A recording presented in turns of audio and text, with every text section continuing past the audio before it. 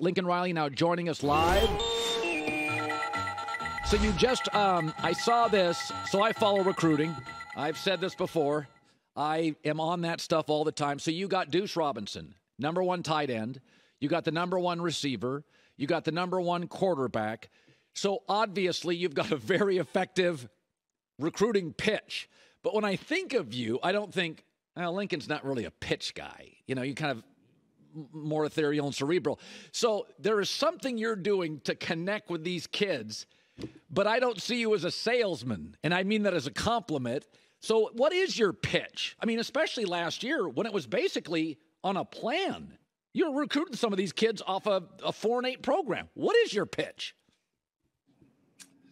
Well, it's one of the fun things about coming here, Colin. I mean, this school, obviously Los Angeles, this entire setup that we have here in a lot of ways sells itself. I mean, the best thing that we can say is, look, it brought all of us here. And obviously a lot of members on this staff came from a lot of great places where, you know, we were successful and things were going well. We were at really good programs. And so for all of us to want to leave some of the things that we were at to come here obviously says how much we feel about it. And and I think you had some key guys in this first class that wanted to be a part of it. I think understood the opportunity at hand here at USC. And now, now what's happening is guys have seen some of the momentum. They've seen that it wasn't all hype, that it is real, and nobody can deny that. And so I think that's even added to it.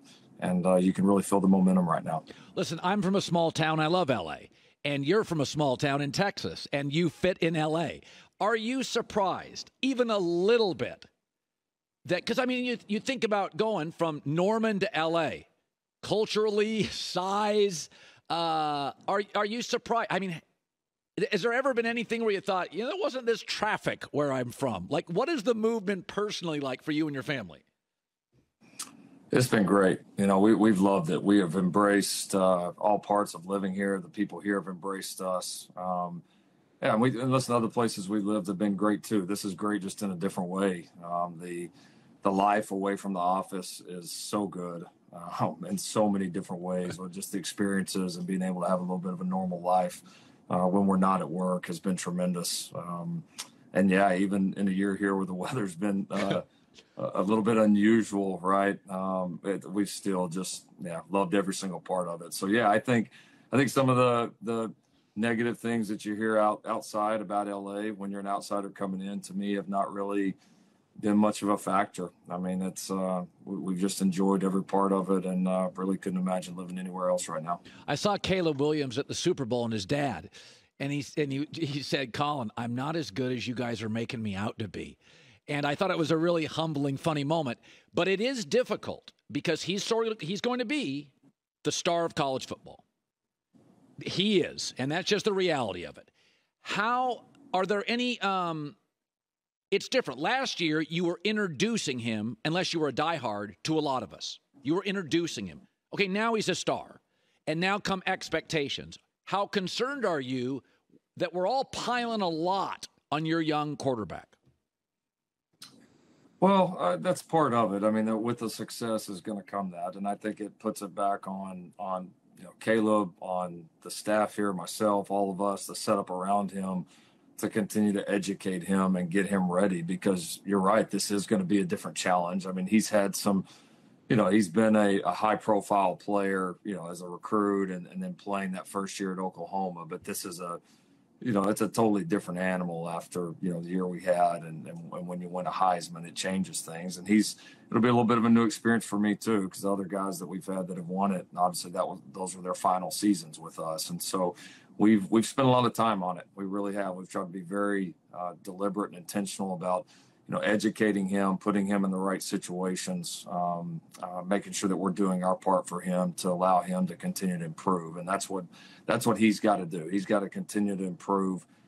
You certainly want to embrace something like that. But I think for him and for all of us, it's, the Heisman's over. Right? All that was last year, and that's great. And we're glad it was a great start for the program. It was a great year for him individually, but we're on to bigger and better things. And so we've tried to keep the momentum there. We've tried to keep the focus there, and really try to support him, because there is a lot of attention right now.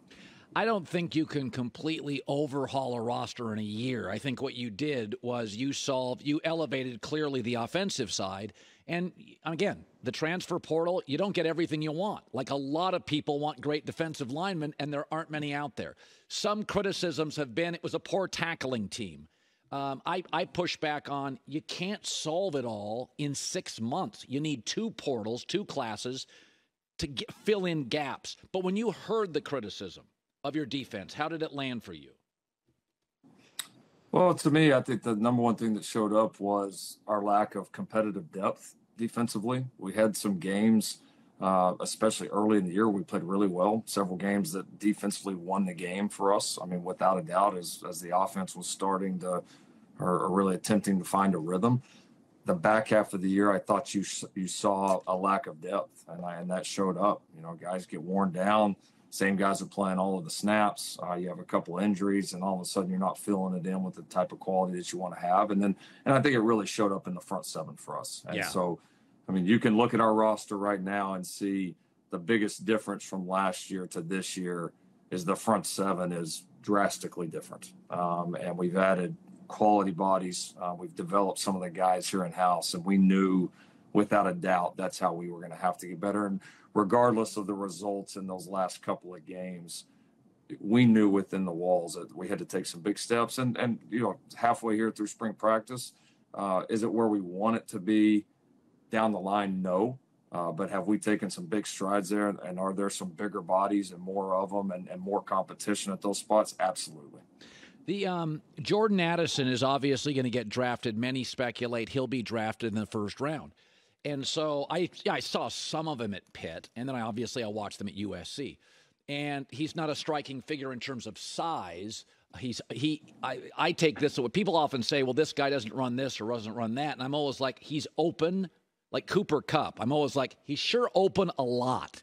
Travis Kelce. So when I watch Jordan Addison, my takeaway is whatever he's doing in his route tree, he's wide open a lot. If you were a GM and I said, hey, what about Jordan Addison? What does make him special? He's got a great feel for the game. You know, we had him for such a limited time. I mean, we had him the 2 summer months and really ended up having him about half the season. You know, he had the really bad high ankle sprain at the end of the first Utah game down there at their place. And he came back and played against UCLA, a little bit against Notre Dame, and it really wasn't the same a whole lot after that. And so,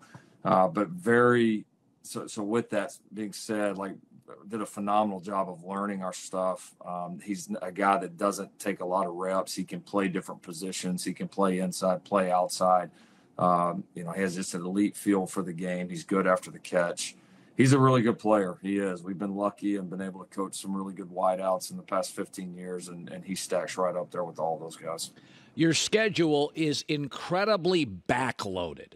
So as I look at it, you're going to score a lot of points early, and there's going to be a lot of pressure, and then all of a sudden, here come your Utahs and your Oregons, and Washington's bringing back a Heisman quarterback as well. UCLA, the rivalry game. When you look at that schedule, how strategic do you get, or is it as simple as here's the game, go play it? Or do you look at your depth and you look at that schedule and think, we got to come in with a strategy on this thing because your last 6 games are pretty brutal. Notre Dame, Utah, Washington, at Oregon, UCLA. And you could have a Pac-12 championship game or a playoff game.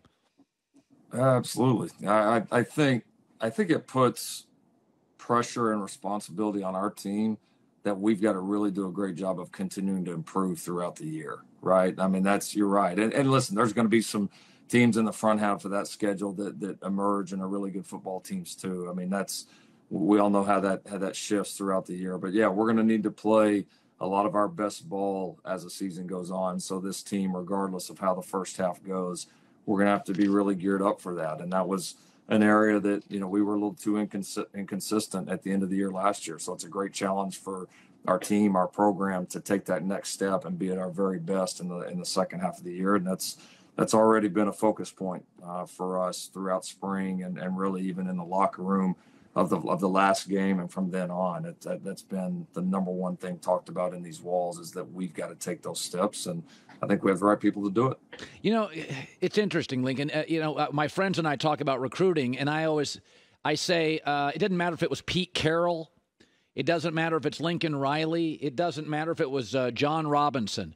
The greatest coaches in college football, Nick Saban, Dabo Swinney, they miss on 25 to 30% of their high school kids. You just don't know. It's high school competition. And my argument is the transfer portal, you may not get a star, but you're not going to get a total miss because you got tape. Why not going forward? 12 high schooler, 12 transfer guys. You made the chemistry work. Like, why do you have to go back to the traditional route? Why? The evaluation of the player is much easier out of the portal. As you said, you're getting to watch them against college competition, and most of these guys have been good enough to earn jobs or be able to earn those reps. So that part's easier. The toughest part about the portal is evaluating the character and the person, right, especially if you had no previous relationship with them before, because the portal goes so quickly. You take like Deuce Robinson, for example, that we just signed. We recruited Deuce for 3.5 years. I mean, we know a whole lot about Deuce, and we know the quality of person. Like, there's no concern on that whatsoever. Whereas a portal guy, you're getting information quickly, and you're having to make a decision quickly, because a lot of these guys are getting in the portal and wanting to make their minds up and get enrolled at the next institution in a short time frame. So I think getting the right person and the right fit is the biggest challenge with the portal, and it's kind of opposite with the high school guys. Finally, Caleb Williams. I thought the most important moment of the year was Oregon State. I thought Oregon State came in with a great game plan, got you guys a little off center for a half. Things weren't going great. Protection wasn't perfect. You got a couple guys banged up. Your defense actually saved the day. And I don't know if the word is moody, but he had a moment on the sidelines where he was really discouraged with Caleb. He wasn't happy with Caleb. And you guys had conversations. And then, it's hard. You're 19, 20, 21-year-old kid. It's TV. You're not playing well. You're upset. You're not getting protection. And something happened in that moment where he just said, okay, I don't have time to worry about anything that happened. Rear view mirror means nothing. It's all windshield. And I thought in that moment, I was like, I'm a little worried what I'm seeing here. Oh, I'm not. Go back to that. Am I overvaluing that moment? For me, that was the key moment. I felt like, okay, he overcame that. It wasn't a perfect game. It was on the road. A couple calls didn't go your way. That felt big to me all year. That was the moment. Am I overstating that? That was a huge moment for him, because if you take even a bigger look at a bigger lens, he had some games at Oklahoma the previous year on the road that he didn't play his best either. And that was a big challenge for us going into this next year. Was great quarterbacks find a way to win on the road. You just do. That's what separates you. And some of our conversations in that moment were, this is what we said we were going to do on the road. It's never easy. And yeah, you may not have handled this stuff well as a freshman last year, like we want you to, but you're not a freshman anymore. So if we're going to be different, like, this is the time right now. And and I give him a lot of credit, because he did. And that 2-minute drive at the end of the game, he made some really phenomenal plays. And I think showed some maturity that even when he didn't have his A game and wasn't at his best, he was able to really pull it all together there at the end. So I think, for his confidence, it was a big step. And really gave him a lot of confidence in playing on the road. And he played very well on the road, really, the rest of the year. Well, you have a nice view. I saw your house on the internet. You have a very nice view, so you don't need to go on a ton of vacations. But is this the time now? Do you guys get a break? Because I don't like what college football does now. They make you guys recruit all the time. It's just too much. It's like, if you want great coaches to stay, give them a life. When is your hangout, camp, do something, travel, not worry about football? When has that happened for you? Yeah, 2 windows now. So after the second signing day, February now is a dead period the whole month, which is a great thing. So that's a chance to get out, get the staff out of the office, get away, get some family time, and then we'll do a little bit in July Again, after it's kind of all based on the recruiting calendar. So dead period in July, although we play week 0 this year, so it's going to be a quick summer. Yeah. Great seeing you. Congrats on Deuce and the recruiting class. Can't wait to watch Caleb in the offense and the Trojans, and appreciate you stopping by, Lincoln. Hi, everybody. Thanks for watching. Subscribe here to get the latest from the show. Also, be sure to check out more of the best clips from The Herd or go watch a few segments from other shows on FS1.